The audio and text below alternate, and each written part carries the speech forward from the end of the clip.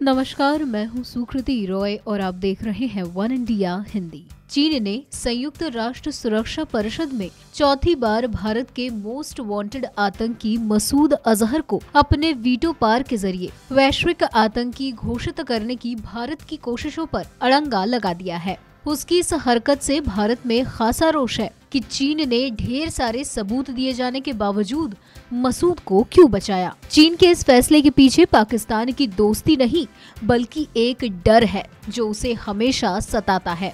America, Britain और France ने मसूद अजहर पर प्रतिबंध लगाने के लिए संयुक्त राष्ट्र में प्रस्ताव रखा था, लेकिन चीन ने अंतिम समय में अपनी वीटो की ताकत का इस्तेमाल करते हुए मसूद अजहर को चौथी बार बचा लिया। चीन के इस फैसले के पीछे उसकी क्या मंशा है, इस पर आपको पूरी जानकारी देते हैं। आखिर वो मसूद अजहर और पाकिस्तान में पल रहे आतंकी संगठन जैश ए मोहम्मद को क्यों बचाना चाहता है। सबसे पहले आपको बता दें कि चीन का CPEC प्रोजेक्ट गिलगित बाल्टिस्तान क्षेत्र से ही नहीं जाता है, बल्कि ये प्रोजेक्ट पाक अधिकृत कश्मीर और पाकिस्तान के मानसेहरा जिले के उस इलाके से भी गुजरता है जो खैबर पख्तूनख्वा में पड़ता है। खैबर पख्तूनख्वा वही राज्य है जहां पिछले दिनों भारतीय एयरफोर्स ने बालाकोट में जैश ए मोहम्मद के ट्रेनिंग कैंप पर एयर स्ट्राइक करके बड़ी संख्या में आतंकवादियों को ढेर किया था।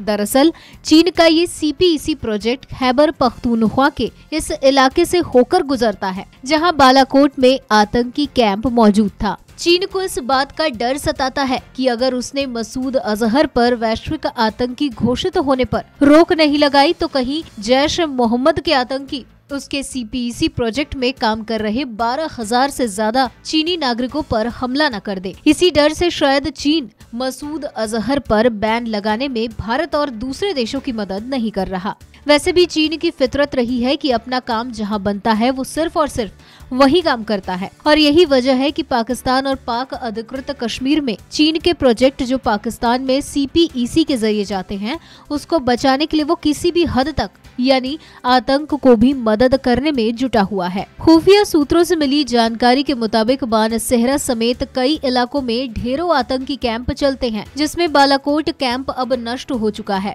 जैश के दूसरे कैंपों में ट्रेनिंग पाए आतंकी चीनी इंजीनियर के लिए खतरा बन सकते हैं। सूत्रों ने जानकारी दी है कि चीन ने हाल ही बालाकोट के पास मौजूद नेशनल हाईवे 15 के पास कई जगहों पर CPEC प्रोजेक्ट के लिए जमीन खरीदा है। उसे डर है कि कहीं जैश के आतंकी उसके इंजीनियरों को अगवा न कर लें। यही नहीं, चीन CPEC प्रोजेक्ट के तहत पाक अधिकृत कश्मीर में कई जगहों पर पावर प्रोजेक्ट भी बना रहा है। कई ऐसे पावर प्रोजेक्ट उस इलाके से गुजर रहे हैं जहां पाकिस्तान की खुफिया एजेंसी ISI ने आतंक का गढ़ बना रखा है। इसके साथ ही सूत्रों ने ये भी जानकारी दी है कि चीन को इस बात का भी डर लगता है कि उसके उंगिकार प्रांत में जिस तरीके से लश्कर-ए-तैयबा से समर्थित आतंकी वहां पर हमला करते हैं उस बात से भी वो डरता है। चीन ये चाहता है कि पाकिस्तान के जरिए वो इस्लामिक वर्ल्ड में अपनी पहुंच बना ले और आतंकवादियों को जिस तरीके से रेडिकलाइज करके चीन के उंगिकार प्रांत में लश्कर और दूसरे आतंकी संगठन भेज रहे हैं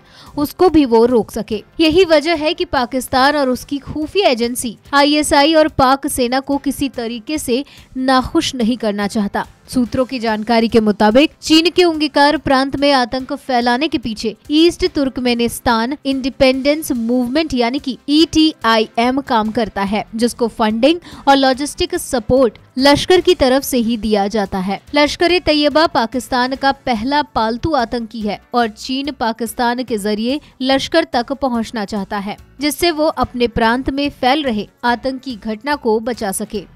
हालांकि एक सवाल साफ उठता है कि चीन आतंक को लेकर जिस तरीके से अपना और पराया कर रहा है, आगे चलकर उसे खासा नुकसान हो सकता है। चीन भारत में पुलवामा आतंकी हमला करने वाले आतंकी संगठन जैश ए मोहम्मद को बचाने में जुटा हुआ है।